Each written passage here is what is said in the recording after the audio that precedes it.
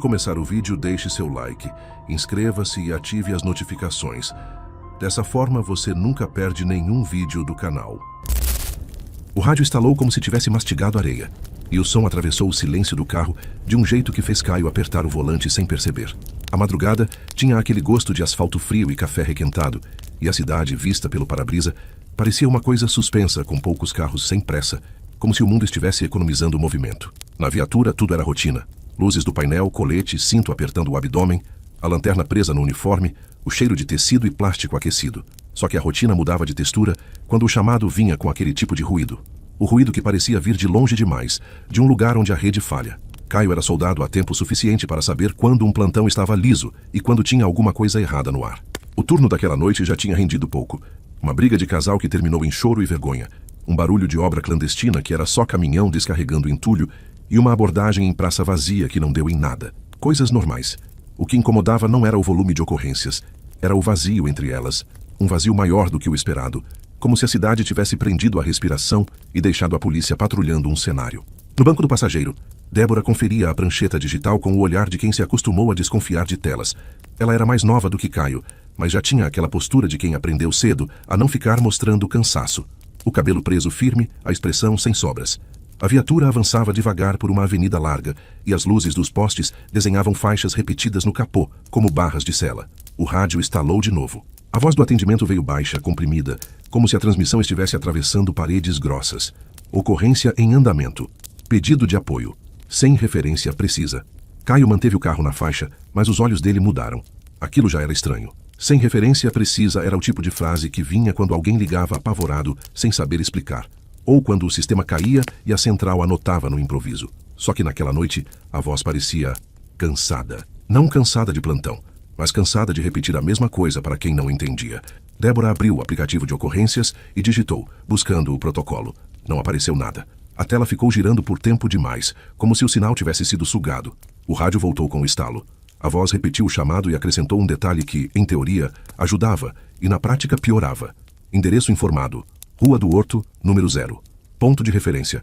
Final da linha. Caio sentiu um arrepio curto, mais irritação do que medo. Número 0 não existe.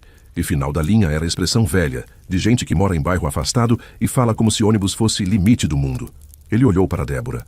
Ela não comentou nada, mas os dedos dela pararam por um instante sobre a tela, como se o corpo tivesse reconhecido uma anomalia antes do cérebro. Caio confirmou pelo rádio, pediu repetição, tentou obter complemento. A central respondeu com a mesma frase, como gravação. Rua do Horto, número 0. Final da linha.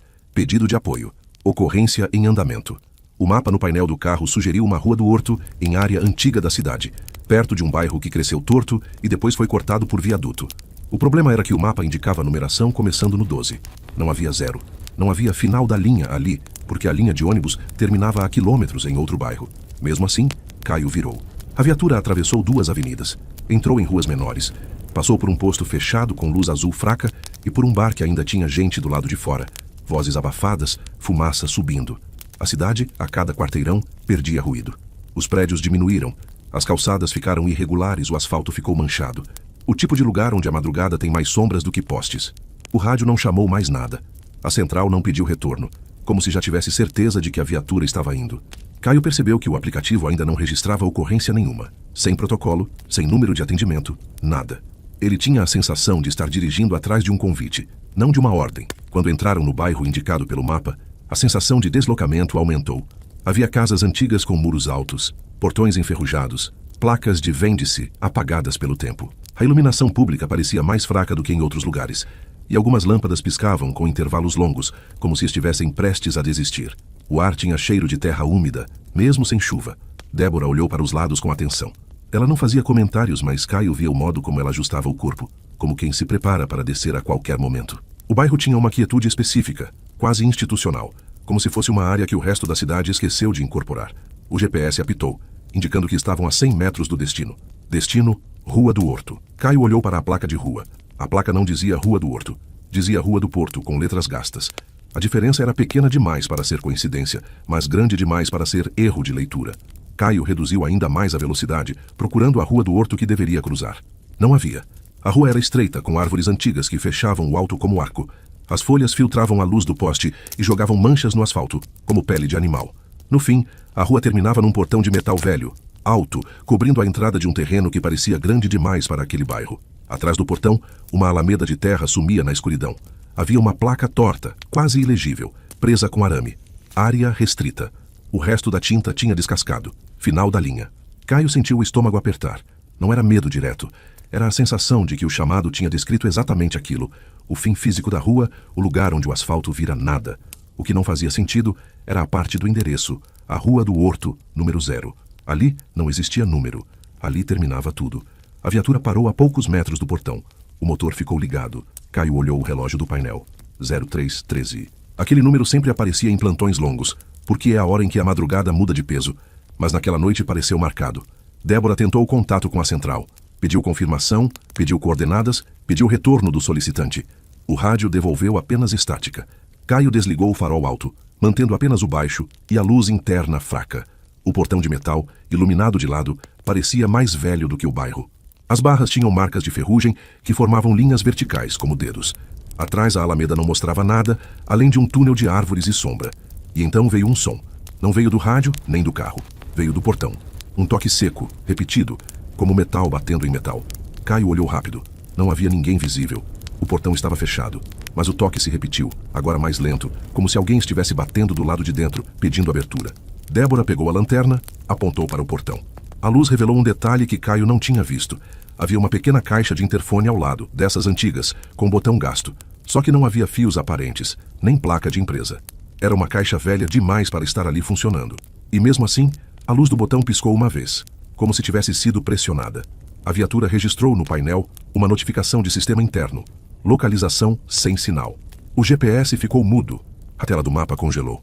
Caio sentiu o impulso de dar ré e sair dali. Só que o toque no portão continuou, e por cima dele surgiu outro ruído, baixo, vindo de trás da alameda. Um arrastar leve, como coisa pesada sendo puxada em chão de terra. O som vinha devagar, aproximando. Débora abriu a porta da viatura e desceu com cuidado, mantendo o corpo protegido pela coluna do carro. Caio desceu logo depois. Os dois ficaram lado a lado, sem avançar até o portão, mas próximos o suficiente para avaliar. O ar ali fora era mais frio do que o ar dentro do carro. Um frio que parecia sair do chão. A lanterna de Débora varreu as barras do portão. Ela iluminou o cadeado. O cadeado era grande, antigo, mas estava aberto. A argola estava solta, pendendo para o lado, como se alguém tivesse destrancado e esquecido de fechar. A corrente ainda estava enrolada, mas frouxa. Caio aproximou, sem colocar a mão ainda. O cadeado parecia úmido. Havia gotas pequenas, como o sereno. Só que o sereno não era forte na rua. A umidade parecia concentrada no metal. O toque no portão parou. Por alguns segundos, apenas o silêncio e o som distante de algum cachorro latindo longe. Então, o portão cedeu sozinho. Não abriu com força. Apenas se afastou alguns centímetros, como se alguém tivesse empurrado por dentro com calma, criando uma fresta estreita. Uma fresta suficiente para mostrar a escuridão da alameda com um pouco mais de profundidade. O cheiro que veio de dentro não era cheiro de mato comum. Era cheiro de lugar fechado e molhado, como porão ventilando pela primeira vez em meses. Caio segurou a respiração e olhou para Débora. Ela não recuou. Apenas ajustou a pegada na lanterna e olhou para dentro, tentando enxergar o que não se entregava. Caio percebeu um detalhe que o incomodou. A luz da lanterna parecia mais fraca ao atravessar a fresta, como se a escuridão engolisse intensidade. O rádio chiou na viatura atrás deles. Um chiado curto, como se alguém tentasse falar e desistisse. Caio virou rápido para o carro. A luz do painel, que deveria estar estável, piscou uma vez. E o rádio, sem voz da central, soltou uma frase comprimida, cortada, como se fosse uma gravação que não encaixava. Ocorrência em andamento. Final da linha. Apoio necessário. Sem protocolo, sem identificação. Só a ordem repetida. Débora deu um passo para dentro da fresta, o suficiente para iluminar a alameda. A luz revelou troncos próximos, folhas baixas, e uma trilha de terra batida que parecia mais usada do que deveria. No chão, havia marcas de roda, como carrinho ou carro pequeno passando por ali recentemente. Marcas frescas, a terra ainda revolvida. Caio entrou logo atrás, mantendo a posição de cobertura sem ultrapassar a parceira. A fresta do portão parecia se abrir um pouco mais conforme eles avançavam, sem que tocassem nele, como se o lugar aceitasse a entrada. A alameda era estreita e longa. De um lado, muro alto coberto de trepadeira. Do outro, árvores e um barranco que subia para algum terreno. A luz do poste da rua não alcançava ali dentro. A única luz era a lanterna, e ela parecia ser sugada pelos cantos. A 10 metros do portão, Caio olhou para trás. O portão estava fechado, não com estrondo, apenas fechado, como se sempre tivesse estado assim. A corrente estava firme de novo, e o cadeado agora parecia encaixado na argola. Caio não tinha visto ninguém mexer. O portão simplesmente voltou ao lugar. O som do mundo de fora sumiu. Nenhum carro passando, nenhum latido. A Alameda parecia ter engolido a rua inteira. Caio tentou voltar e testar o portão. Puxou a barra com força. Não cedeu. O metal parecia mais pesado, como se estivesse preso no próprio ar. Ele tentou o cadeado. Não se mexeu. A corrente estava fria demais, e o frio grudou na pele. Débora continuava olhando para frente, como se tivesse decidido que recuar já não era opção. A lanterna dela tremia levemente, não por medo, mas por esforço. O ar parecia ter aumentado de densidade, como se respirar ali desse mais trabalho. No fundo da Alameda, um ponto de luz acendeu, pequeno, amarelado, fraco, como lâmpada antiga, e com ele veio um som de porta rangendo, muito distante, mas claro o suficiente para marcar presença. Depois um barulho de passos, passos lentos, em chão de madeira, que não combinavam com a terra sob os pés deles. Era como se, à frente, houvesse um lugar coberto, uma construção, um interior. Caio sentiu o coração bater mais forte. Não por pensar em confronto comum, mas por perceber que aquilo parecia encenação de ocorrência. Luz acendendo, porta rangendo, alguém andando. Só que nada disso tinha sido registrado no sistema. Nada daquilo existia no mapa. Débora avançou mais alguns metros, e Caio seguiu, preso à ideia de não deixá-la sozinha. A Alameda fez uma curva leve e então revelou um espaço aberto, um pátio de terra cercado por muros altos, com um prédio baixo ao fundo de fachada antiga, janelas altas e gradeadas. Parecia um anexo esquecido, um tipo de posto, talvez antigo depósito, talvez algo institucional. A lâmpada amarelada vinha de uma varanda estreita. Na porta havia um número pintado, desgastado, 0. Caio sentiu o estômago revirar. Número 0 no fim da linha, em uma rua do horto que não existia. O prédio tinha sido desenhado para responder ao chamado. O rádio da viatura, distante atrás do portão fechado, chiou de novo, mas o som chegou ali como eco, como se viesse por tubos subterrâneos. A mesma frase repetida. E da varanda, uma figura apareceu na luz. Não era possível ver rosto. Era apenas um contorno parado, como alguém observando. A postura parecia humana, mas havia rigidez demais. A figura não acenou, não chamou, não fez gesto. Apenas ficou. E a luz amarela atrás dela formou um halo que não ajudava. Apenas escondia. Débora manteve a lanterna apontada, tentando iluminar a figura. A luz bateu e pareceu se espalhar, em vez de focar, como se o ar estivesse cheio de poeira úmida. Por um segundo, Caio achou que viu um uniforme escuro, parecido com farda antiga, mas a visão não se fixava. A figura deu um passo para trás e sumiu para dentro da porta. A porta não fechou. Ficou aberta como convite. E o som de passos em madeira voltou mais próximo, vindo do interior do prédio, como se alguém estivesse se aproximando do corredor de entrada. Caio sentiu a certeza crescer. Aquela ocorrência não era sobre crime comum. Era sobre deslocamento. Sobre ir até um lugar que não deveria aceitar visita e ser recebido por uma rotina de dentro. O pátio parecia mais frio do que a Alameda. A lâmpada amarela tremeluziu uma vez, como se estivesse prestes a apagar. E no silêncio pesado, Caio ouviu um detalhe que não era do prédio. Um tilintar de metal como chaves balançando devagar, vindo de dentro, no ritmo dos passos. O tilintar de metal vinha de dentro como se o prédio tivesse um bolso de chaves e alguém estivesse caminhando com ele pendurado no corpo. Caio sentiu o peso daquela informação no estômago, porque tilintar de chave era sinal de rotina. De alguém que tem autorização, de alguém que não tem pressa. Em ocorrência real, porta rangendo e chave balançando costumam vir com voz, com grito, com pedido. Ali tudo era silencioso demais, organizado demais. Parecia que o lugar queria ser visitado, mas sem explicar por quê. Débora avançou até a metade do pátio, com a lanterna apontada para a entrada. Caio acompanhou, mantendo o ângulo que permitia ver as janelas gradeadas e a varanda.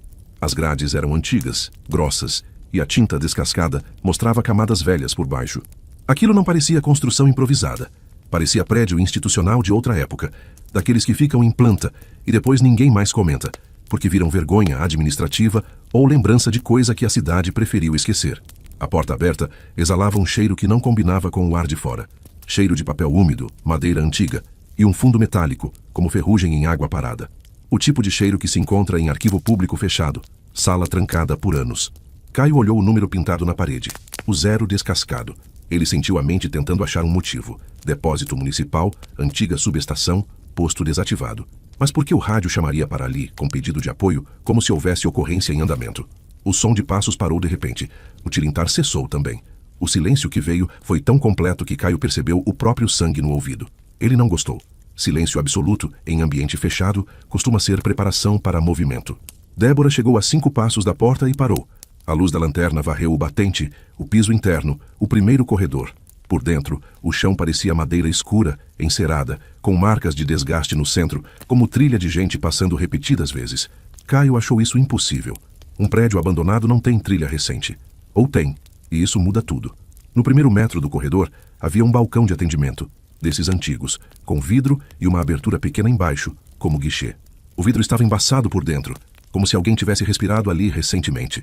E no topo do balcão, como se fosse decoração, um carimbo grande de borracha, de cabo de madeira, estava deitado de lado. Débora entrou um passo. Caio sentiu a garganta fechar, mas entrou logo atrás, porque deixar a parceira sozinha era inadmissível. O ar interno era mais frio e mais pesado, como se o prédio não ventilasse. A luz amarela da varanda não iluminava direito. Lá dentro, a escuridão tinha volume. O corredor seguia reto e terminava numa porta dupla fechada. Ao lado, uma placa antiga de metal, presa com parafuso enferrujado, tinha letras quase apagadas. Caio aproximou a lanterna e conseguiu ler o suficiente para sentir a nuca arrepiar.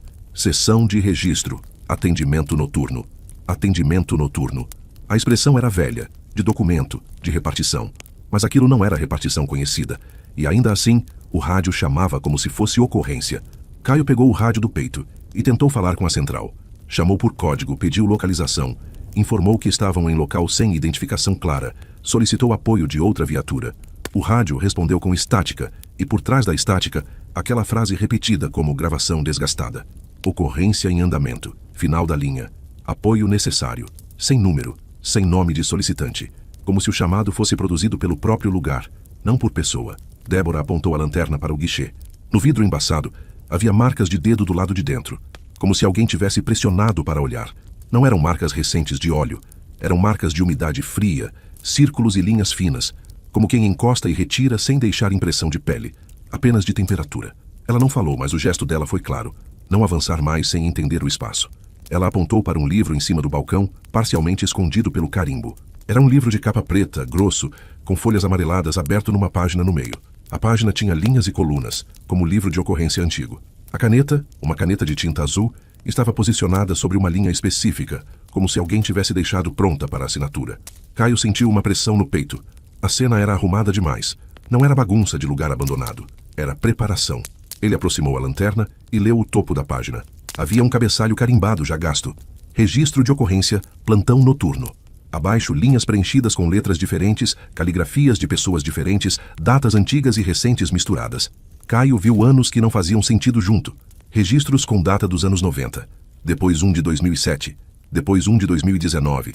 Depois um de 2 meses atrás. Como se o livro atravessasse tempo sem envelhecer na mesma velocidade. Ou como se alguém reabrisse o livro em certas noites e continuasse de onde parou. Débora apontou para a linha em branco onde a caneta repousava. Ao lado, na coluna Endereço, estava escrito Rua do Horto, no 0. Na coluna Natureza, uma palavra curta, Apoio. Na coluna Equipe, havia espaço para 2 assinaturas. Caio sentiu o estômago virar. O lugar tinha montado uma ocorrência com o nome deles, sem ter chamado de verdade. E agora queria que eles assinassem, como confirmação de atendimento. Ele afastou a mão, não tocou no livro, e puxou Débora um passo para trás com cuidado. O corpo dele gritava que aquilo era armadilha burocrática, o tipo mais perigoso porque faz o policial participar do que não entende. Ele tentou recuar para fora do prédio, voltar ao pátio, reabrir o portão da rua, sair da área sem registro. Só que, ao se virar, percebeu que a porta por onde entraram já não mostrava o pátio como antes. A escuridão do lado de fora parecia mais próxima, como se a noite tivesse encostado no batente e encolhido o espaço. A luz amarela da varanda tremeluziu e, por um segundo, pareceu mais distante, como se o pátio tivesse se alongado para trás. Caio sentiu a mesma sensação de corredor esticando que acontece em pesadelo. Você corre e o fim não chega. Débora, com o rosto tenso, apontou a lanterna para fora. A luz mostrou o pátio, mas a imagem parecia errada. O muro do pátio tinha uma sombra grande projetada, como se algo alto estivesse atrás, do lado de fora do prédio, bloqueando luz que nem existia ali. A sombra não tinha contorno definido, mas tinha densidade, como se fosse um corpo colado no muro. Caio recuou mais um passo e ouviu de novo o tilintar de chaves. Agora mais perto, vindo do corredor à frente, além da porta dupla fechada. O som crescia devagar, acompanhado por passos em madeira. O ritmo era lento, administrativo, como se alguém viesse abrir para atender. A porta dupla no fim do corredor estalou. Não abriu ainda, apenas estalou, como madeira cedendo com pressão. Débora levantou a lanterna, mirando o centro da porta. Caio sacou a arma, não apontando para a parceira, mas mantendo em posição de pronto, porque o treinamento não discute filosofia. A arma na mão não tornava aquilo real, mas tornava o corpo preparado para o pior. O estalo se repetiu, e a porta dupla abriu uma fresta. Uma faixa de escuridão apareceu entre as folhas. De dentro, veio um sopro de ar ainda mais frio, trazendo cheiro de mofo pesado, papel guardado e uma nota amarga, como desinfetante antigo. A fresta aumentou, e então Caio viu o que havia do outro lado. Um corredor mais estreito, com paredes manchadas e uma lâmpada pendurada que balançava levemente. A luz ali era mais fraca, amarelada, e o ambiente parecia mais velho do que o prédio em que eles estavam. Era como se a porta dupla fosse acesso para um andar de tempo, não de arquitetura. No meio daquele corredor estreito, uma figura apareceu. Não saiu correndo, não apontou nada. Apenas surgiu como se já estivesse ali e só agora tivesse sido permitido ver. Usava uniforme escuro, antigo, com corte rígido. No peito, um distintivo ou placa metálica não refletia luz como deveria. O rosto, no entanto, não se definia, não por capuz ou máscara. Era como se a imagem não fixasse traços. A lanterna iluminava, e ainda assim o rosto permanecia uma área turva, um pedaço de noite grudado na cabeça. A figura segurava um molho de chaves. O tilintar vinha dali. Ela deu um passo para frente, parando na fresta da porta dupla, e levantou a mão livre, apontando para o balcão do guichê, para o livro aberto e a caneta. Não houve voz, apenas gesto. Um gesto que dizia: assinem. Débora não se moveu. Caio também não. O silêncio virou cabo de força. O ar parecia pressionar o peito, dificultando respirar. Caio percebeu que a lanterna de Débora começou a perder brilho, como se a bateria estivesse drenando. O rádio no colete chiou, e dessa vez, a estática formou uma sequência de sons que parecia mais ordenada. Caio reconheceu o padrão sem querer. Era o som de confirmação de ocorrência no sistema, aqueles bips curtos que a central usa quando encerra atendimento. O shopping de burocracia daquela casa estava tentando encerrar antes de começar. A figura avançou mais um passo, a porta dupla abriu mais, e agora dava para ver o que estava atrás dela. Mais portas, mais corredores, uma linha de guichês vazios, como repartição noturna pronta para atender uma fila que não existia. Em um dos guichês, havia uma pilha de livros de registro iguais ao que estava no balcão, todos com capas pretas, alguns abertos, com canetas posicionadas, como se o lugar tivesse colecionado atendimentos. Caio recuou até quase encostar no balcão principal do guichê. A porta por onde entraram, atrás deles, pareceu ficar mais escura. A sensação era que a saída estava sendo fechada, sem fechar fisicamente. Um encolhimento do caminho, um apagamento gradual da rua. Débora puxou o celular e tentou ligar a lanterna do aparelho como apoio. A tela acendeu e apagou na mesma hora, sem sinal, sem energia. Como se o prédio estivesse sugando eletricidade para manter suas próprias luzes antigas. A figura apontou de novo para o livro e, com a mão livre, fez um gesto curto para o próprio peito, como se indicasse função. O distintivo no uniforme pareceu refletir um brilho muito rápido, e Caio captou o formato. Era uma placa de vigilância ou plantão, coisa antiga. O rádio estalou com mais força. A voz da central entrou por um segundo, não como voz humana atual, mas como gravação velha, com chiado, como fita. Equipe no local. Concluir registro. Caio sentiu a raiva nascer. Não era raiva de medo, era raiva de estar sendo empurrado para um procedimento que não pertence a nenhum manual. Ele manteve a arma baixa, para não provocar reação que ele nem sabia qual seria, e puxou Débora pelo braço na direção da porta de entrada. Eles deram 3 passos rápidos. O chão rangeu. Não com rangido de madeira normal. Rangiu como se o piso reclamasse de ser usado. E no mesmo instante, a luz amarela da varanda apagou, mergulhando o pátio externo em escuridão total. A única luz passou a ser a lanterna, já fraca, e a lâmpada pendurada do corredor antigo, balançando no fundo como olho. A figura então bateu o molho de chaves no batente, uma vez, produzindo um som seco de metal que ecoou por todos os corredores como carimbo. E o livro sobre o balcão, sozinho, virou uma página com um estalo de papel. A caneta deslizou alguns centímetros, alinhando-se perfeitamente sobre a linha de assinatura em branco, como se uma mão invisível a reposicionasse. Caio sentiu que o lugar estava reduzindo as opções. Ou eles saíam agora, ou eles seriam arrumados dentro do registro, do mesmo jeito que a caneta foi arrumada. Ele segurou a respiração, avançou para a porta, empurrou o batente, e a porta não abriu mais. O batente parecia colado, como se a madeira tivesse inchado de repente. Débora tentou junto. Nada. Atrás deles, a figura deu mais um passo, e o tilintar de chaves ficou perto demais. O som vinha com uma calma que não combinava com a ameaça física. Era a calma de quem sabe que o prédio resolve por conta própria. O rádio no colete de Caio chiou e soltou uma última sequência de bips, como confirmação de atendimento encerrado. E na mesma hora, Caio percebeu um detalhe novo no livro aberto. Na coluna Equipe, onde deveria estar vazio, havia um começo de assinatura surgindo em tinta azul, como se uma caneta estivesse escrevendo sem mão. O traço era tremido, mas insistente, formando as primeiras letras de um nome que Caio não conseguia ler inteiro. O que ele reconheceu foi o pior. A assinatura estava sendo formada no espaço onde deveria estar a assinatura dele. Caio puxou Débora para o lado, afastando-se do balcão. Ele sabia que não podia lutar contra a tinta surgindo em papel, mas podia impedir a aproximação da própria mão naquele instrumento. O problema era que, naquele lugar, a assinatura parecia acontecer sem mão. O tilintar de chaves parou. O silêncio ficou por meio segundo. E então, do corredor antigo, veio um som que pareceu atravessar o prédio inteiro. Uma tranca sendo girada, lenta, definitiva, como se algo tivesse fechado a última saída. Não uma porta específica, mas a possibilidade de retorno. A tranca girando devagar no fundo do corredor antigo não fechou apenas uma porta, fechou a sensação de mundo. Caio sentiu isso no corpo, como quando o ar muda de densidade e o peito demora mais para inflar. Débora permaneceu com a lanterna erguida, mas a luz já era uma coisa fraca, tremida, como se o feixe tivesse vergonha de existir naquele lugar.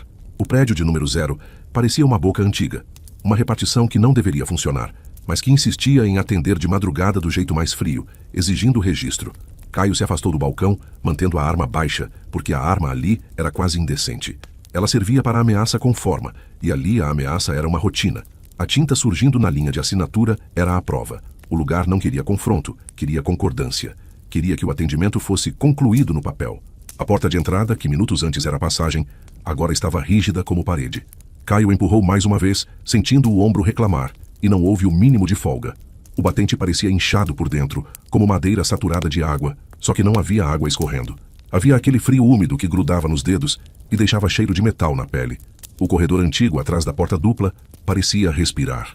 A lâmpada pendurada balançava num ritmo lento, e a figura de uniforme escuro continuava ali, parada na mesma distância, mantendo o gesto apontado para o livro como quem aponta para a única saída possível. O molho de chaves na mão dela era a peça central do cenário. Chaves como permissão, chaves como sentença, chaves como assinatura em metal.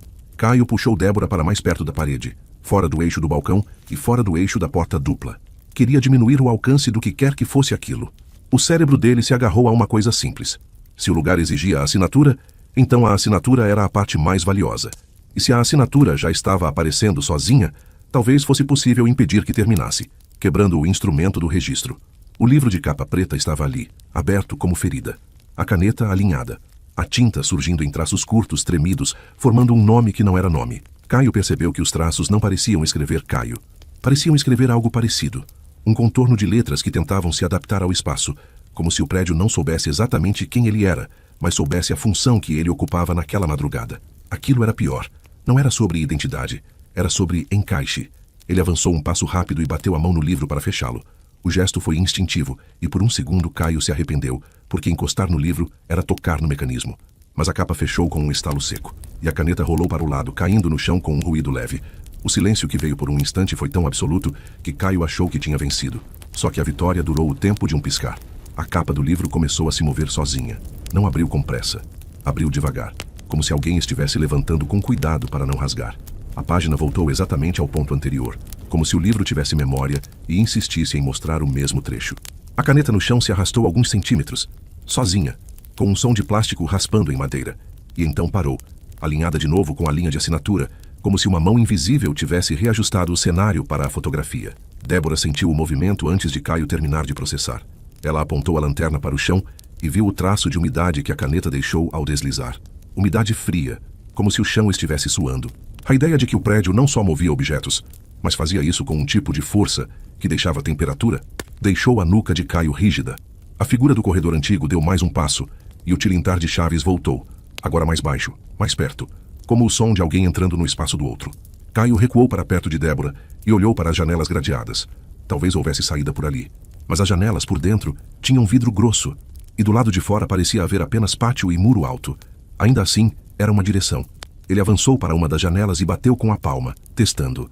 O vidro devolveu um som opaco. Ele tentou empurrar a grade, firme.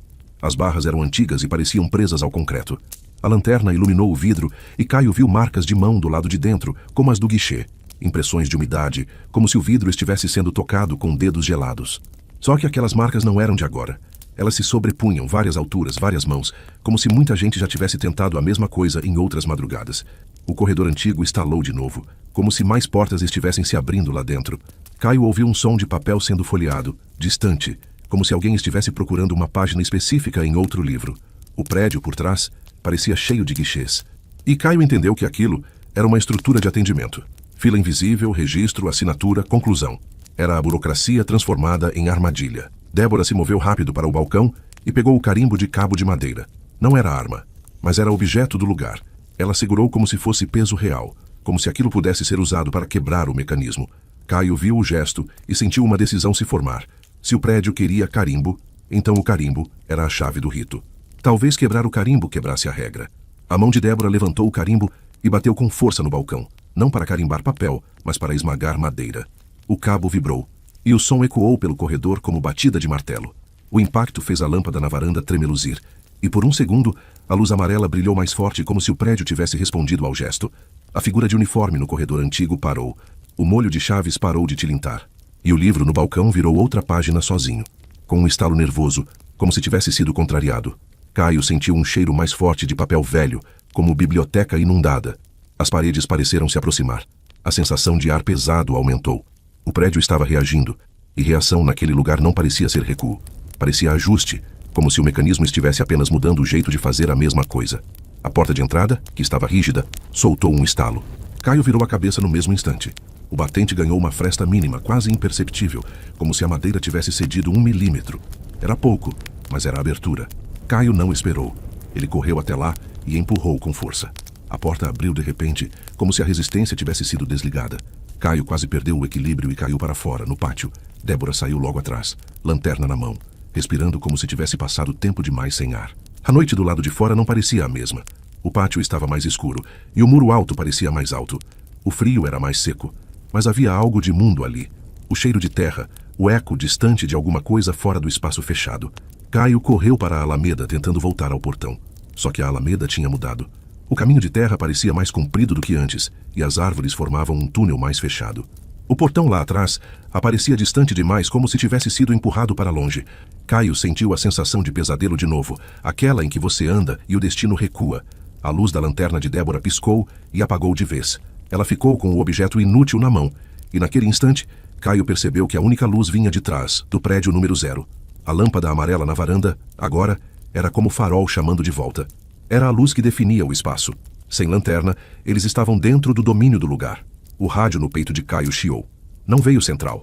Veio o mesmo padrão repetido, e por trás dele um som novo. O som de carimbo batendo em papel, seco, ritmado, como se alguém estivesse registrando um atendimento com pressa controlada. Carimbo, carimbo, carimbo. O tipo de som que sela documento. Caio acelerou o passo, puxando Débora pelo braço, e os dois avançaram pela alameda. O portão parecia crescer aos poucos, como se o lugar permitisse que eles enxergassem a saída, mas não a alcançassem. Caio começou a sentir uma dor leve na base do crânio, como pressão interna, e uma ideia ruim atravessou a mente. Aquele lugar não precisava matar ninguém. Bastava manter, bastava registrar, bastava concluir turno. No chão da alameda, Caio viu marcas de roda mais evidentes do que antes. Não eram marcas de carro.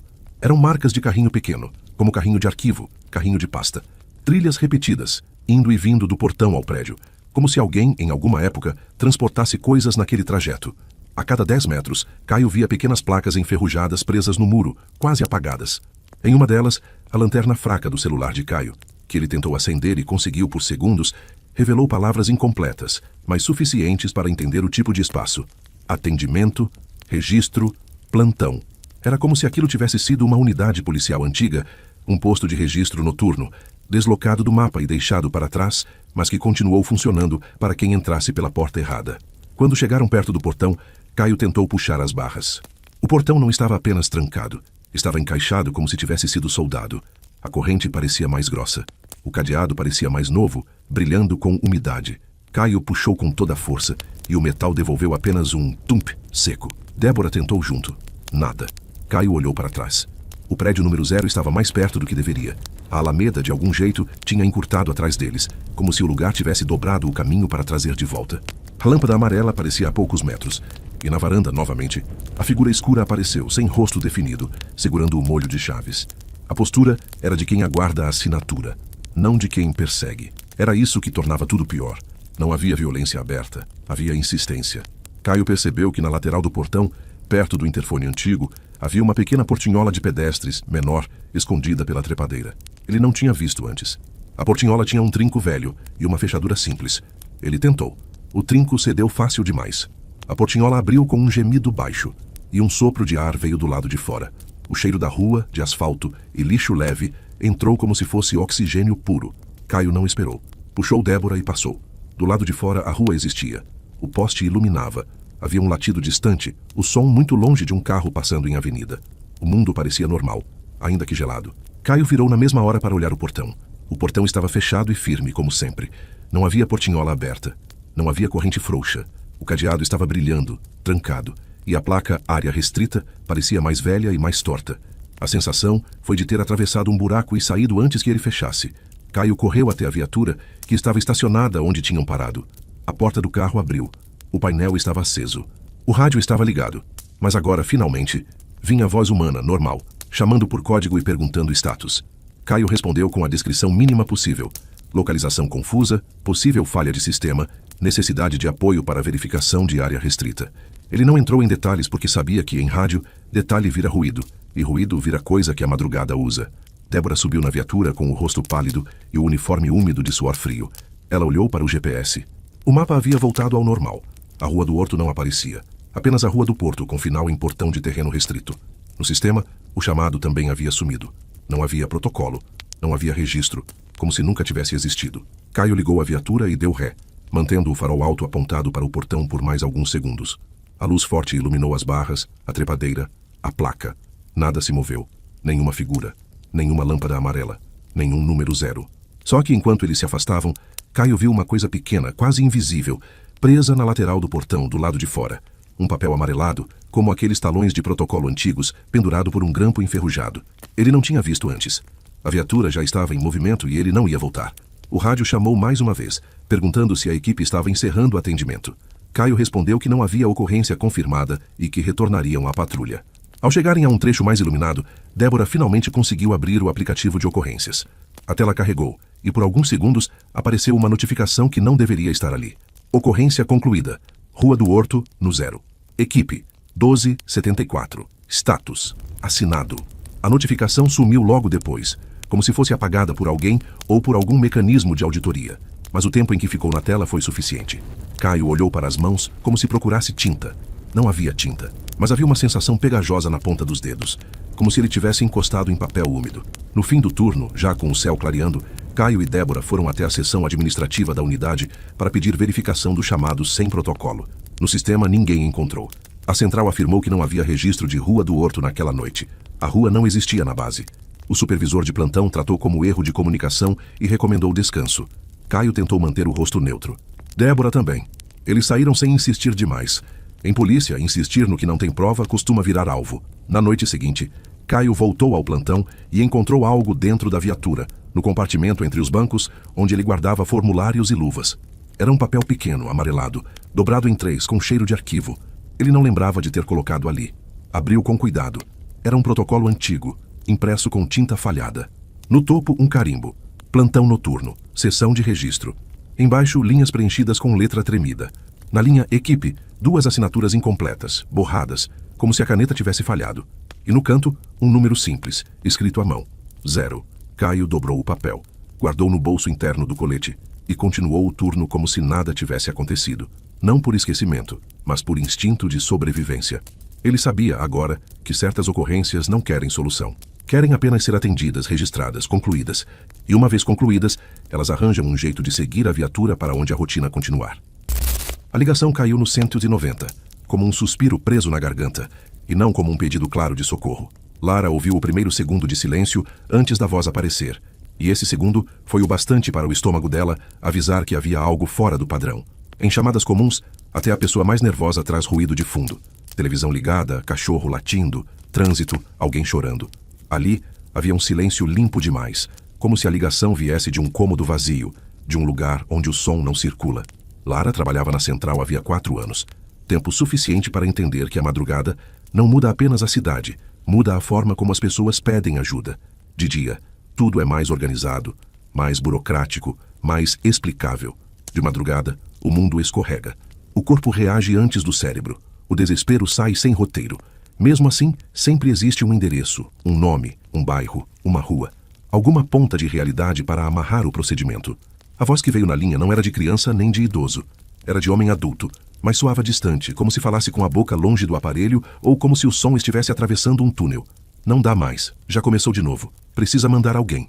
Lara pediu identificação, tentou acalmar com o tom neutro de protocolo, aquele tom que não promete e não assusta, apenas conduz. Perguntou o endereço, perguntou o ponto de referência, perguntou se havia alguém ferido. A resposta veio em fragmentos, com pausas longas entre uma frase e outra, como se o homem estivesse olhando para alguma coisa que não conseguia descrever. É rua, mas não tem número. Aqui é onde termina. Lara anotou final da rua e insistiu. Nome da rua, bairro, algum comércio próximo. O homem do outro lado soltou um som que poderia ser uma risada curta ou um choro seco. Não aparece. Ninguém acha. Vocês nunca acham. Sempre some do sistema. A frase fez Lara apertar mais a caneta no papel. O 190 não some do sistema. A ligação entra, vira protocolo, vira ocorrência. O que pode acontecer é endereço errado, trote, queda de sinal. Mas sumir do sistema não era reclamação comum. Era acusação direcionada. E a maneira como ele disse sempre some, carregava memória, como se aquilo já tivesse acontecido várias vezes. Lara tentou puxar o local pela triangulação automática. A tela do software de atendimento mostrou o mapa, o pontinho verde aproximado, e por alguns segundos tentou fixar um bairro. O ponto, no entanto, começou a oscilar, saltando de um quarteirão para outro em linha reta, como se a ligação estivesse se movendo rápido demais para ser possível. Depois, o ponto parou num lugar sem rua traçada, num pedaço cinza do mapa onde deveria haver nada, apenas área verde cadastrada. O sistema travou por meio segundo. Então, o pontinho verde sumiu. A tela ficou com a mensagem genérica: localização indisponível. Lara sentiu o mesmo tipo de desconforto que sente quando a energia pisca em dia de tempestade. Só que não havia tempestade. A central estava funcionando. As outras posições atendiam chamadas normalmente. O problema parecia estar preso naquela linha. Ela pediu ao homem que descrevesse o que via. Ele respirou forte e a respiração parecia amplificada, como se o aparelho estivesse encostado em algo oco. Tem um portão grande e uma placa, mas não dá para ler direito. E tem uma luz que acende, mas não é poste. É lá de dentro. Lara pediu que ele se afastasse do local perigoso, que procurasse um lugar iluminado, que permanecesse em segurança. A recomendação era automática, mas o que ela queria de verdade era que ele se movesse para que a triangulação pegasse outra referência. O homem não respondeu de imediato. Quando respondeu, a voz veio mais baixa. Se eu sair daqui, volta tudo de novo. Eu já saí. Eu já fui embora. Mas eu acordo e tô aqui. Não tem como sair. Lara sentiu um arrepio subir pelo antebraço. Não pelo conteúdo em si, mas pelo jeito como aquilo foi dito. Sem dramatização, sem grito, como quem descreve um defeito mecânico. A frase "eu acordo e tô aqui" tinha o peso de quem repetiu essa experiência mais de uma vez. Ela marcou possível surto, desorientação mentalmente, mas não com desprezo, e sim por necessidade. A central precisa classificar. Só que, enquanto ela pensava nisso, o sistema fez outra coisa estranha. O campo endereço na tela começou a se preencher sozinho, letra por letra, sem Lara digitar. Sem referência, ocorrência noturna. Ela parou com a caneta no ar. Olhou ao redor. Ninguém tinha tocado no computador dela. O teclado estava quieto. A frase aparecia como se fosse sugestão automática, só que não era um padrão do sistema. Era uma frase genérica demais e, ao mesmo tempo, específica demais para aquela chamada. Lara apagou. A frase voltou imediatamente, como se tivesse sido puxada de um banco de dados que insistia. Ela respirou e decidiu registrar manualmente, no campo de observações enquanto ainda tinha controle.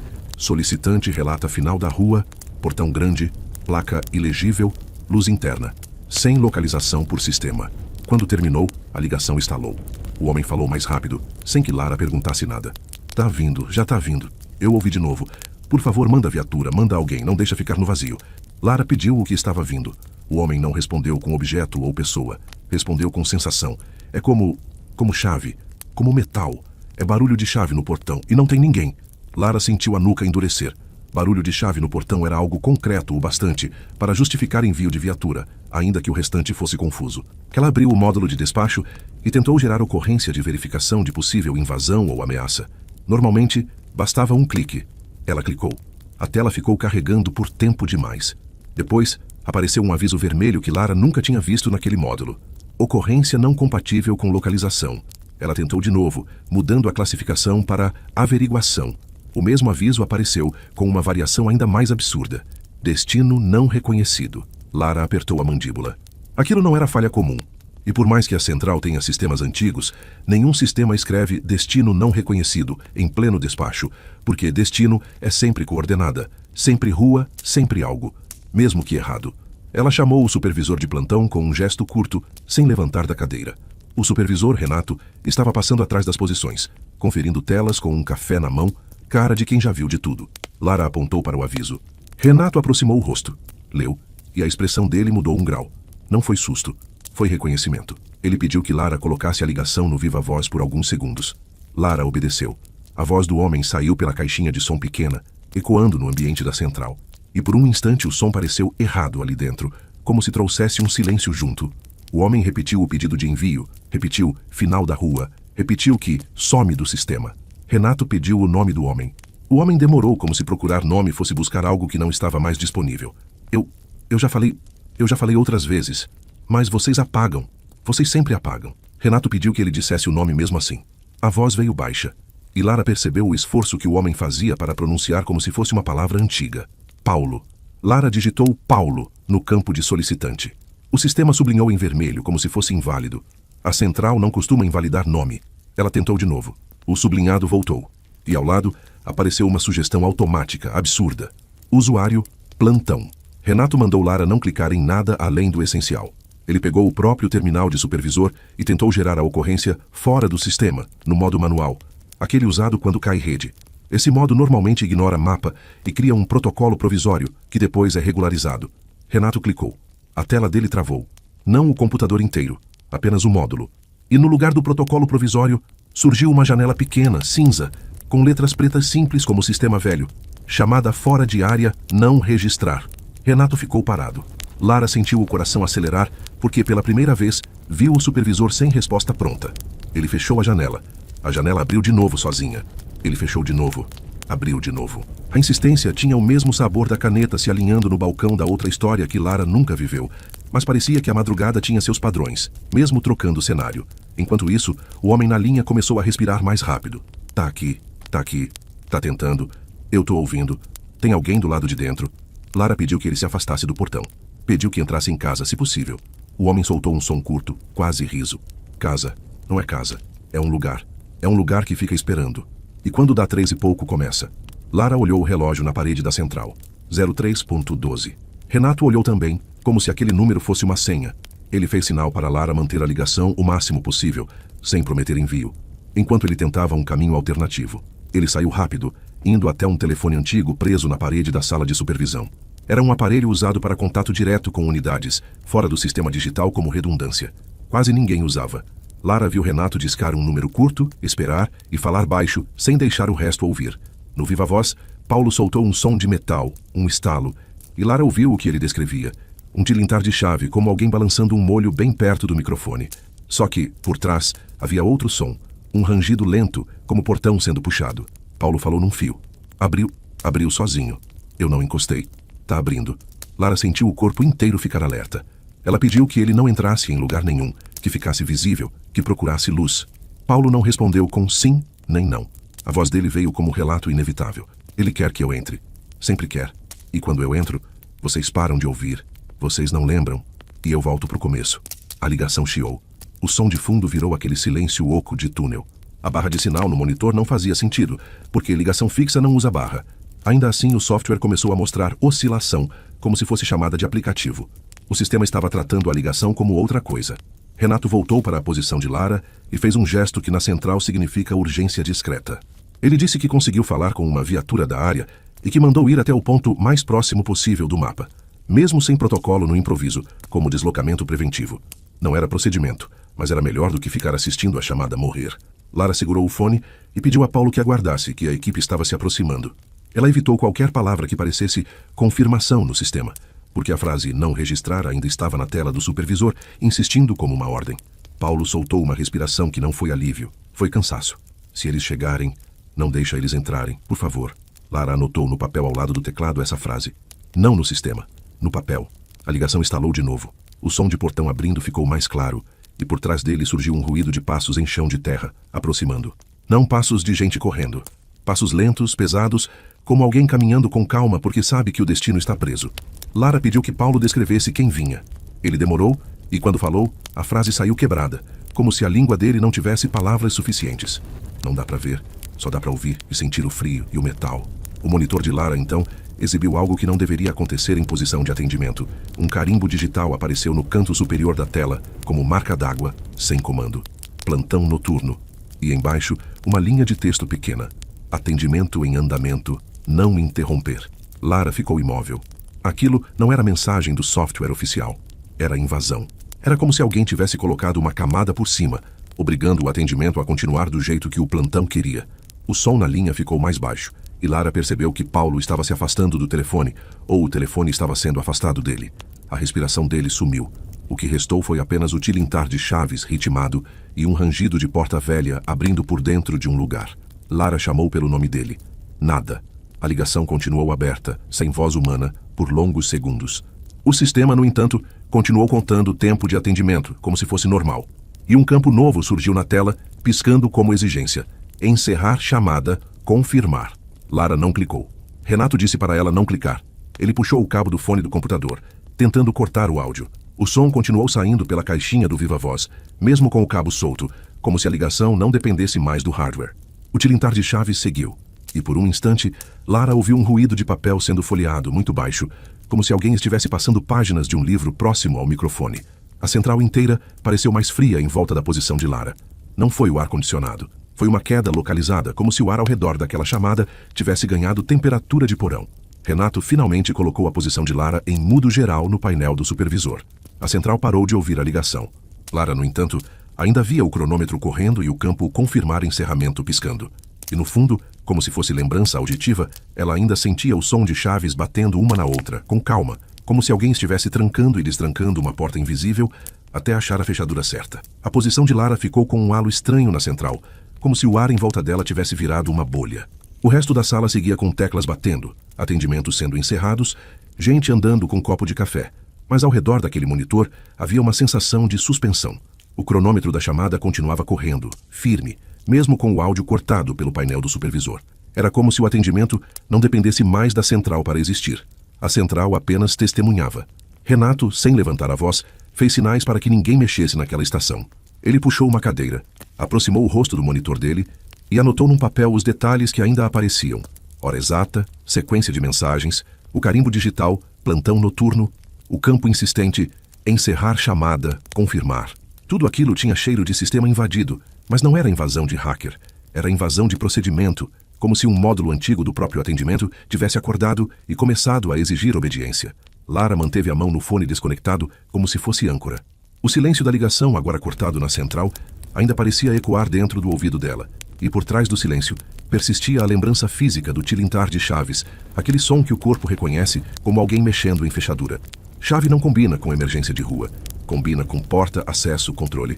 E o que mais incomodava Lara era o jeito como o som não tinha pressa, como se quem segurava o molho de chaves soubesse que o tempo estava do lado dele. Renato voltou ao telefone antigo da supervisão, aquele que não passava pelo software. Ele fez outra ligação direta para a viatura que tinha conseguido acionar no improviso, uma guarnição que patrulhava o setor mais próximo da área verde, onde o mapa tinha tentado fixar o ponto antes de desistir. O contato foi curto, sem detalhes demais, porque em rádio e telefone de plantão, o excesso vira confusão. A equipe recebeu coordenadas aproximadas. Uma borda de bairro, um final de rua próximo a um terreno fechado, por portão e mata, com a recomendação de não entrar em área desconhecida sem confirmação visual. Lara viu Renato falar a última frase com uma seriedade diferente, como se ele mesmo soubesse que havia algo ali que pedia entrada, e que a maior defesa era não ceder ao convite. A recomendação não era medo, era regra de sobrevivência. Minutos depois, o retorno da equipe veio por rádio, só que não pela linha comum. Renato colocou no viva-voz do telefone antigo para Lara acompanhar. O áudio chegou com chiado, como se estivesse sendo comprimido por distância demais. A viatura informava deslocamento. Informava que o bairro indicado no mapa não batia com o GPS deles. Informava que o endereço que Lara tinha tentado forçar no sistema não existia em placa nenhuma, mas que havia uma rua estreita que terminava de forma brusca, exatamente como final da rua. Informava também um detalhe que fez Lara sentir o estômago apertar. O portão descrito pelo solicitante existia. Era grande, era velho, e havia uma caixa de interfone ao lado, mais antiga do que a instalação pública daquela área. Enquanto a equipe falava, Lara olhou para o monitor dela. O cronômetro ainda corria. O campo confirmar encerramento piscava como um olho. O sistema parecia acompanhar o deslocamento da viatura como se fosse parte do mesmo atendimento. Renato pediu, pelo telefone antigo, que a equipe mantivesse farol alto apontado para o portão e não atravessasse o limite. Pediu que descrevessem o que viam sem tocar em cadeado ou corrente. E pediu que procurassem pelo solicitante Paulo do lado de fora, antes de qualquer avanço. A equipe respondeu que não havia ninguém do lado de fora. Rua vazia. Nenhum carro parado. Nenhuma pessoa acenando. Apenas o portão e o terreno escuro por trás. Ainda assim, a sensação relatada era de que havia movimento dentro. Um tipo de som de arrasto no chão de terra, como carrinho puxado, e um ruído de metal leve, semelhante ao de chaves. Lara ouviu isso e sentiu um choque de reconhecimento. O mesmo som tinha aparecido na ligação. Não era a imaginação dela. Estava acontecendo em campo agora, diante de policiais armados com lanterna e farol. Renato, então, pediu o que o manual sempre pede quando a realidade fica turva: documentação, fotos, se possível, registro do cenário para justificar decisão. Só que quando a equipe tentou enviar imagem pelo canal de dados, não conseguiu. O aplicativo interno travava. O sinal caía exatamente naquele ponto da rua, como se a área fosse um buraco de comunicação. A equipe ainda tentava se manter calma, mas o modo como repetia "não está indo" e "não carrega" revelava que o ambiente estava impondo limite. Na central, a janela cinza no monitor de Lara mudou de novo. A mensagem "encerrar chamada, confirmar" sumiu por alguns segundos e deu lugar a outra ainda mais direta. Atendimento em campo. Registro obrigatório. Abaixo, um botão único. Assinar deslocamento. Lara não tocou. Renato também não. Os dois entenderam que o sistema estava tentando transformar a simples presença de uma viatura perto do portão em atendimento concluído, como se a burocracia fosse o verdadeiro objetivo. Renato pediu à equipe que se afastasse 20 metros e verificasse se o sinal voltava, para tentar chamar reforço se necessário. A equipe concordou e colocou a viatura em movimento. O farol alto varreu o portão por último. E foi nesse momento que o policial do lado do passageiro relatou que viu algo. Não uma pessoa inteira, mas uma sombra parada atrás das barras, imóvel demais para ser árvore. Uma forma que não se definia no facho de luz, como se a escuridão ali fosse mais grossa. A viatura recuou, e por alguns metros o rádio melhorou. O som ficou mais limpo. A equipe informou que assim que se afastou, o sinal voltou como se nada tivesse acontecido. Isso confirmou o pior. O problema não era a região, era o ponto. Renato orientou que aguardassem reforço e que não entrassem. Lara respirou, sentindo que, pela primeira vez naquela madrugada, uma decisão humana tinha sido tomada contra a insistência do chamado. Foi então que o telefone antigo estalou com chiado forte e o áudio da equipe voltou mais ruim, como se alguém tivesse puxado o cabo para dentro de um túnel. A viatura informou que, sem tocar em nada, viu o cadeado do portão mudar de posição. Primeiro como se balançasse, depois como se a argola se abrisse levemente. A corrente que estava esticada ficou frouxa.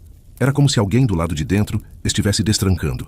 Renato mandou acender sirene curta, aquela pipoca rápida de advertência, para indicar presença policial e inibir qualquer tentativa de avanço. A equipe tentou. O painel da viatura apitou, mas a sirene não soou. A luz do giroflex piscou uma vez e apagou. Um segundo depois, tudo voltou ao normal, mas sem sirene. Não era pane comum. Era interrupção seletiva. A sensação era a de que o lugar permitia farol, permitia rádio com chiado, mas barrava o que afirmava a autoridade. A equipe relatou que o interfone ao lado do portão acendeu uma luz pequena, mesmo sem energia aparente, e que um som de toque, bem baixo, veio dali, como se o interfone estivesse chamando alguém dentro do terreno. Lara olhou para o próprio monitor e viu que o campo "assinar deslocamento" tinha mudado para "assinar entrada". Era um passo a mais. Uma tentativa de empurrar a guarnição para dentro, como o solicitante tinha descrito. Ele quer que entrem. Renato, com voz baixa e firme, repetiu para a equipe não entrar. Pediu que mantivessem distância. Pediu que registrassem no caderno físico de ocorrência, no papel, aquela alteração do cadeado e do interfone para justificar recuo e solicitação de reforço oficial. A equipe confirmou e começou a anotar. E no mesmo instante, o rádio caiu. Não chiou. Não ficou ruim. Caiu como se tivesse sido arrancado. O telefone antigo ficou mudo, sem tom, e a ligação encerrou sem despedida. Renato discou de novo. Nada. Tentou outra linha. Nada. Fez sinal para outro supervisor tentar de outra estação. Nada. O blackout de comunicação parecia ter se espalhado, mas de forma localizada. Era só sobre aquela viatura, só sobre aquele ponto. Lara, então, viu algo que gelou o corpo dela. No monitor, o cronômetro da chamada Paulo deixou de contar tempo. Parou em 002133 e ficou. E embaixo apareceu um carimbo digital novo que ela nunca tinha visto em nenhum procedimento. Transferido para campo. Abaixo, uma linha única. Central dispensada. Era como se o atendimento tivesse sido retirado da central. Como se a central fosse apenas um primeiro guichê. E a partir dali, quem controlava o fluxo fosse o lugar. Renato não discutiu com a tela. Ele levantou e foi até o quadro de escalas na parede, onde ficavam números antigos de contato direto de unidades. Aqueles que só eram usados quando o sistema principal falhava. Pegou um número da companhia da área e ligou. Dessa vez, a chamada completou. Renato falou com um oficial de serviço e explicou que uma viatura tinha perdido contato após deslocamento para ponto com falha de sistema e alteração de portão. Pediu envio de outra equipe para fazer contato visual com a viatura desaparecida sem entrar no terreno. Lara ouviu a palavra desaparecida e sentiu o peso dela. Em ocorrência comum, desaparecimento tem ruído, tem perseguição, tem troca de tiro, tem fuga. Ali era o silêncio que engolia. Enquanto Renato fazia isso, Lara percebeu que a janela cinza no monitor dela tinha sumido. No lugar, havia uma tela branca, simples, como um sistema antigo, com um cabeçalho. Registro de plantão, noturno. Abaixo, uma tabela com colunas. Hora, atendente, status, assinatura. Na linha das 0312, apareceu automaticamente o nome dela, Lara. Na coluna status, a palavra em andamento. E na coluna assinatura, um espaço em branco piscando, como campo de preenchimento. Lara ficou imóvel. Ela não tinha aberto nada. Aquela tela não era do software oficial. E ainda assim ela estava ali, ocupando o monitor como se fosse parte do trabalho. Renato voltou, viu a tela e não perguntou. Apenas colocou a mão no topo do monitor e desligou no botão físico. A tela apagou por um segundo e voltou sozinha, exibindo a mesma tabela. Renato puxou o cabo de energia. A tela permaneceu acesa por alguns instantes, como se estivesse alimentada por outra fonte, e só então apagou. Mesmo apagada, o brilho residual parecia continuar no vidro, como imagem gravada no olho. Lara sentiu uma coisa pior do que medo. Sentiu que, se a tela pedisse assinatura, era porque o sistema estava tentando prender o atendimento a alguém. E na ausência de protocolo oficial, prender a Lara. O telefone do supervisor tocou de novo, e desta vez era o oficial da companhia, informando que a segunda equipe já estava a caminho para localizar a viatura que tinha perdido contato. Renato repassou as coordenadas aproximadas. Descreveu o portão, o interfone antigo, o final de rua e enfatizou o recuo. Disse para manter farol, manter distância e chamar pelo rádio comum assim que se aproximassem. A central, então, recebeu algo que não deveria receber. Uma chamada interna apareceu na tela geral de incidentes, como se tivesse sido criada por alguém da própria casa. O título era curto: Atendimento, final da rua, supervisão, sem número, sem origem, sem horário. Apenas a etiqueta supervisão, como se o atendimento tivesse subido um nível por conta própria, puxando Renato para o lugar de assinante. Renato fechou a janela. A janela abriu de novo sozinha. Ele fechou de novo. Abriu de novo. O padrão era o mesmo: insistência burocrática. A segunda equipe chegou perto do final da rua e conseguiu avisar por rádio que estava no local. O áudio veio claro por alguns segundos, e isso deu a Lara uma esperança curta. A equipe informou que encontrava a rua vazia, o portão presente, o interfone apagado naquele instante, e o cadeado aparentemente trancado. Não havia sinal da primeira viatura. Nenhum farol, nenhum giroflex, nenhum carro no acostamento. A equipe andou devagar, verificou a rua inteira, recuou e avançou de novo, como se procurasse um objeto perdido. Nada. A primeira viatura não estava ali. Renato pediu que confirmassem por placas e por câmeras de rua se a viatura tinha passado por ali. A equipe respondeu que as câmeras do quarteirão anterior funcionavam, mas as do quarteirão do portão estavam fora. Tela preta, sem sinal, como se aquele pedaço fosse uma mancha cega. O rádio deu uma estalada e a voz da segunda equipe ficou mais baixa. Eles relataram que, ao se aproximarem do portão, ouviram um som vindo de dentro do terreno. Um ruído de motor em marcha lenta, abafado, como carro ligado em lugar fechado. Era o som de uma viatura. E por trás, um tilintar de metal, como chaves. A segunda equipe, mantendo distância, tentou chamar a primeira pelo rádio. Nenhuma resposta. Renato orientou a usar o alto-falante externo da viatura para anunciar presença policial e pedir que qualquer pessoa se identificasse. O alto-falante, quando acionado, emitiu apenas um ruído curto e morreu, como se o aparelho tivesse queimado no instante do comando. A equipe relatou que logo após a tentativa, o interfone antigo ao lado do portão acendeu sozinho, e um toque fraco ecoou pela rua como se viesse de dentro do próprio asfalto. Na central, Lara viu que no painel de chamadas, uma nova linha surgiu sem ninguém criar. Atendimento transferido, equipe em campo. E ao lado, um campo que piscava, como se fosse a parte final de um formulário. Concluir. Renato não clicou. Lara não clicou. Eles entenderam que aquele botão era a tampa do caixão. Concluir significaria aceitar que a viatura sumida virou atendimento concluído. A segunda equipe relatou então que o cadeado do portão se abriu sozinho. Não caiu. Apenas abriu a argola, oferecendo passagem. A corrente ficou frouxa e o portão cedeu uma fresta pequena. O som do motor em marcha lenta ficou mais nítido por essa fresta, confirmando o pior. A viatura estava lá dentro. Renato repetiu a ordem de não entrar. Só que do outro lado da linha veio um detalhe que fez o sangue de Lara gelar. A voz do solicitante Paulo apareceu bem baixa, misturada ao chiado do rádio da segunda equipe, como se estivesse falando do lado de dentro do portão, perto do microfone. Ele repetia sem pressa, como se fosse instrução. A central não registra. A central não registra. Tem que concluir aqui. E o rádio cortou de novo, abrupto, como se alguém tivesse fechado uma porta sobre o som. Lara ficou encarando o painel, sentindo que o plantão tinha virado um corredor de guichês, e que a cidade lá fora era só a fachada. A tela que antes pediu assinatura parecia ter sumido, mas a sensação de campo piscando ficou na memória, como luz que continua queimando depois que apaga. Renato pegou o papel onde tinha anotado tudo e escreveu mais uma linha, em letras grandes, para fixar a decisão no mundo físico, fora do sistema. Não concluir, não entrar, não assinar. O relógio na parede marcou 03:33 e o ar na central pareceu baixar mais um grau, como se alguém tivesse aberto uma porta fria no meio do prédio. Não houve grito, não houve alarme. Apenas a certeza crescente de que a madrugada estava tentando terminar um atendimento que nunca deveria ter começado. A frase que Renato escreveu no papel, não concluir, não entrar, não assinar, parecia pouco diante da dimensão do que estava acontecendo, mas era tudo o que ainda era deles. Na central, o sistema tinha virado um corredor estranho. Telas que apareciam sem ser abertas, campos que piscavam pedindo assinatura, botões únicos exigindo concluir, como se concluir fosse salvar alguém. Só que concluir ali não tinha cheiro de resgate, tinha cheiro de carimbo. Lara manteve a postura profissional por puro instinto. O corpo dela tremia por dentro, mas o rosto estava parado, concentrado no que ainda era possível. Registrar em papel, comunicar por canais fora do software, proteger a equipe em campo sem ceder ao mecanismo. O problema é que o mecanismo, naquela madrugada, parecia tratar protocolos humanos como detalhes. Renato voltou ao telefone antigo e conseguiu, com esforço, manter contato com o oficial da companhia. O oficial confirmou que a segunda equipe estava no local, mas também informou algo que nunca deveria acontecer em rotina de patrulha.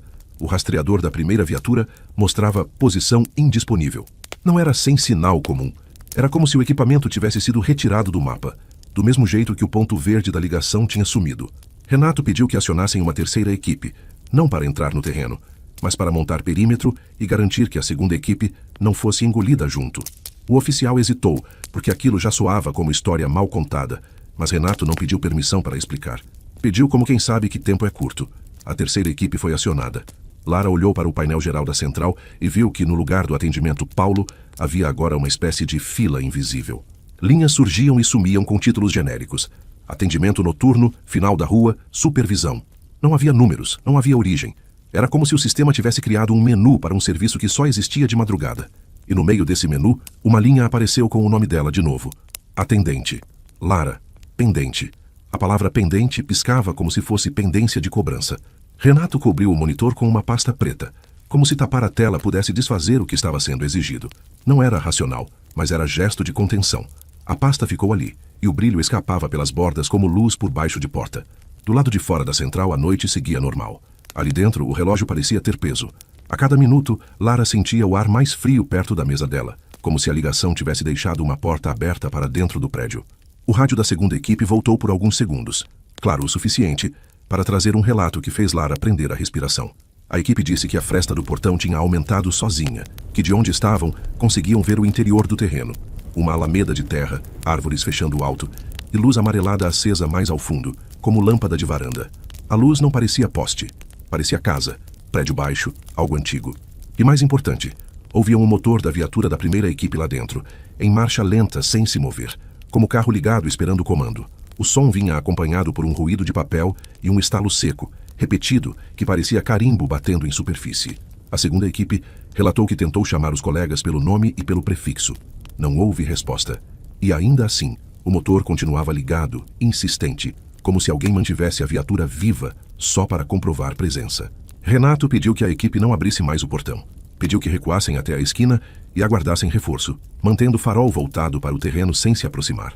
A equipe respondeu que estava recuando, mas que o portão, por algum motivo, parecia seguir a viatura com a fresta, como se o espaço quisesse manter a abertura alinhada com o olhar. A transmissão ficou ruim, e no meio do chiado surgiu novamente a voz baixa que Lara já tinha ouvido. Paulo. Só que não parecia estar falando para a equipe, parecia estar falando para o sistema. Agora é a hora. Agora tem que concluir. Se não conclui, fica em aberto. Fica chamando. A palavra em aberto atingiu Lara com força, porque descrevia exatamente o que ela via na tela. Pendência, campo piscando, assinatura faltando.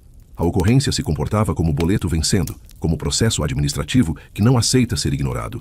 A transmissão caiu de novo. Renato respirou fundo e tomou uma decisão que não estava em manual.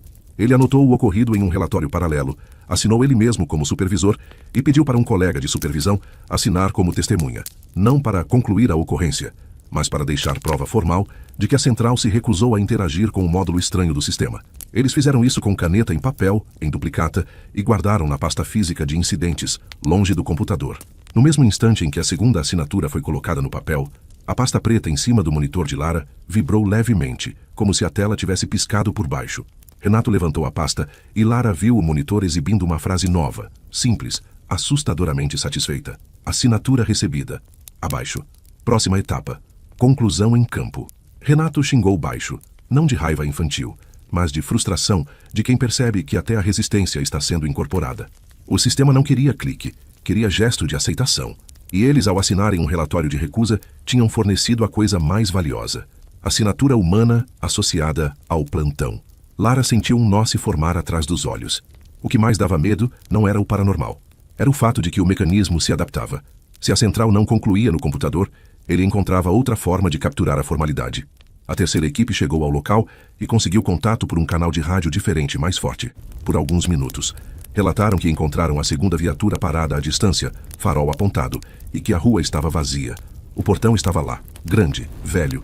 O cadeado agora pendia aberto, mas a corrente ainda segurava parte do fechamento, como se alguém tivesse deixado um meio caminho proposital. A terceira equipe orientou o recuo e montou o perímetro na entrada da rua. Tentaram acionar sirene curta para marcar presença. Desta vez a sirene saiu, só que o som não ecoou como deveria. Parecia abafado, como se alguém tivesse colocado um pano na frente do alto-falante. Ainda assim, foi som, e foi o suficiente para o portão reagir. As barras de metal vibraram levemente. O interfone ao lado acendeu uma luz pequena e fez um toque fraco. E por trás do portão, a luz amarelada ao fundo piscou, como se alguém dentro tivesse respondido. A sensação relatada pela equipe foi de que o terreno acordou. No rádio, o comandante da terceira equipe disse que ouviu o motor da primeira viatura lá dentro com mais nitidez. E ouviu junto algo que não combinava com o motor. Vozes distantes, como se uma repartição estivesse funcionando. Folhas sendo mexidas, cadeiras arrastando, um som de porta interna abrindo e fechando. Renato pediu que não entrassem. Pediu que permanecessem na rua, com perímetro, e aguardassem viatura de comando superior e apoio de bombeiros, se necessário, para qualquer retirada com segurança. Era o máximo de formalidade que ainda fazia sentido, só que a madrugada não esperou. O rádio da terceira equipe deu uma estalada e ficou em silêncio por 2 segundos. Quando voltou, a voz do comandante veio diferente, não desesperada, mas mais lenta, como se estivesse sendo puxada para dentro do próprio canal. Ele relatou que a fresta do portão aumentou e que por 1 segundo viu algo que parecia uma placa na parede interna, iluminada pela luz amarela ao fundo. Uma placa com letras antigas, metálicas, que não deveriam estar ali num terreno qualquer. Ele leu apenas 2 palavras antes de a visão sumir. Plantão noturno. A transmissão ficou ruim. E no meio do chiado, Lara ouviu um som que não vinha do rádio da equipe. Veio da própria central. Um estalo seco repetido como carimbo batendo bem perto da mesa dela. Ela olhou para o lado, para o balcão de entrega de documentos internos. Não havia ninguém. Mesmo assim, o som continuou por 3 batidas, ritmado, como se alguém estivesse selando o papel. O painel geral de incidentes, então, exibiu uma atualização que fez Lara sentir o rosto esvaziar. Ocorrência concluída, final da rua. Abaixo, equipe em campo, sem prefixo, sem número. Apenas em campo, como se a identidade das viaturas tivesse sido dissolvida numa função. Renato tentou abrir a linha para ver o que tinha registrado aquilo. O painel travou, e uma janela cinza apareceu no topo com letras simples. Conclusão automática. Não interferir. Renato fechou. A janela voltou. Ele fechou. Voltou. Lara percebeu que, do mesmo jeito que o solicitante dizia, vocês sempre apagam, agora era o oposto. O sistema estava gravando algo por conta própria, contra a vontade humana, e gravando decretava fim. Poucos minutos depois, o rádio comum voltou a funcionar normalmente para outras ocorrências. Chamadas de som alto, briga em bar, perturbação, tudo correndo como sempre. Só o final da rua ficou mudo, como se tivesse sido removido do plantão após ser concluído. Renato conseguiu, por ligação direta com a companhia, uma informação parcial. A terceira equipe permaneceu no perímetro até amanhecer, mas relatou que depois da mensagem de conclusão, o portão voltou a ficar totalmente fechado e trancado, como se nunca tivesse aberto. O interfone apagou. O som do motor da primeira viatura sumiu. A rua ficou normal, e a primeira viatura não foi localizada naquela manhã. O rastreador continuava indisponível, não sem sinal, não desligado, indisponível, como se tivesse saído do sistema do mundo. Lara foi para casa depois do turno com o corpo pesado, como se tivesse trabalhado o dobro. Tentou dormir, mas o ouvido dela insistia em escutar aquele tilintar de chaves e o estalo de carimbo. Quando adormeceu, sonhou com guichês vazios e livros de capa preta, com linhas prontas para assinatura. No início da noite seguinte, antes de assumir o plantão, Lara voltou à central para entregar um relatório escrito à mão ao setor administrativo, tentando registrar formalmente o incidente fora do software. Ela entregou o papel a uma funcionária do setor que folheou sem muita atenção, mas parou num ponto específico e franziu a testa. No canto inferior do relatório, onde Lara tinha deixado espaço em branco para protocolo oficial posterior, havia uma marca que Lara não tinha colocado. Um carimbo em tinta azul desbotada, com letras antigas como selo de repartição que não se usa mais. Plantão noturno. Concluído. Lara sentiu o chão sair meio centímetro do lugar. Ela pegou o papel de volta e olhou de perto. A tinta tinha penetrado no papel como carimbo real. Não era impressão de impressora. Era carimbo. Ela voltou para casa com o relatório dobrado dentro da bolsa, sem saber o que era pior: o desaparecimento da viatura ou o fato de que alguém, ou alguma coisa, tinha conseguido concluir uma ocorrência que a central se recusou a concluir, e ainda deixar prova física disso. Naquela madrugada já deitada, Lara acordou às 03h12 com o celular vibrando. A tela acendeu com uma notificação sem aplicativo, sem ícone, apenas texto em fundo preto. Atendimento em aberto. Confirmar conclusão. Abaixo um botão único. Concluir. Lara não tocou. Jogou o celular para longe como se queimasse. Mesmo assim, o som de um interfone antigo tocou em algum lugar do prédio dela, muito baixo, e depois o tilintar de chaves ecoou no corredor do andar. Ela ficou imóvel na cama, ouvindo os passos lentos no hall, o arrastar leve de metal e o estalo seco de carimbo batendo em papel do lado de fora da porta. Quando o silêncio voltou, ela viu que o celular tinha apagado, como se nunca tivesse vibrado. Ela se levantou com cuidado e olhou pelo olho mágico. O corredor estava vazio. No chão, alinhado com o rodapé, havia um papel dobrado em 3, amarelado, com cheiro de arquivo. Lara não pegou com a mão. Empurrou com a ponta do pé para dentro, fechou a porta e trancou. Horas depois, com o dia claro, ela abriu o papel sobre a mesa da cozinha. Era um protocolo antigo, com linhas preenchidas em letra tremida. Em solicitante, estava escrito Paulo. Em atendente, Lara. Em status, concluído. E no campo que mais importava, havia uma palavra que parecia ter sido carimbada 2 vezes, reforçando a tinta. Atendido. Lara pediu transferência de setor na mesma semana. Não contou o motivo inteiro. Não adiantaria. O sistema para a chefia não tinha falha daquele tipo. A viatura desaparecida virou investigação administrativa sem resposta. E o final da rua virou um ponto cego que ninguém queria mencionar em voz alta. Mas em algumas noites na central, exatamente às 03h12, um monitor aleatório ainda pisca por 1 segundo, com uma janela cinza antiga, pedindo uma assinatura que ninguém oferece. E mesmo sem clique, um carimbo invisível insiste em lembrar que certas ocorrências não entram no sistema porque já pertencem a outra fila. Uma fila que continua aberta enquanto houver plantão.